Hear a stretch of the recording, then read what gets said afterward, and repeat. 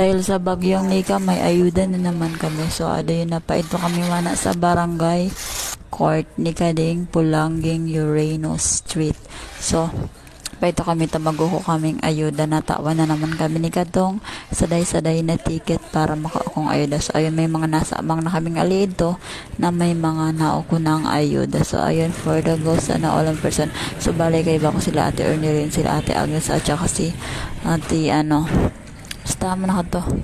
Tapos amo na ka din, naglakad-lakad na kami, medyo arayo lang ning okay. Pagabot na maitudakol ng nakapila. So iba da naman mga nakapila, pero sa Uranus kadakol pa, so pila kaya na oryan kami. So ayun, bali medyo na ulay-ulayan kami di ta naggulat-ulat nga ni kami maka paito sa unan.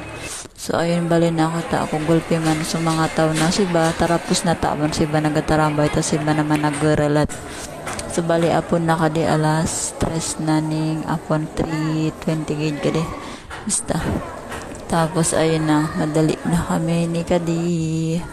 Ayun, madali na kami na, tas bari magperma ka lang nung pangaran nung sa may isa dirino balay, tapos mauko mo na. So 2.5 kilo of rice. So ayun lang po, ulit na kami ni kadi. So yun lang for today's video. Bye bye guys, thank you for watching.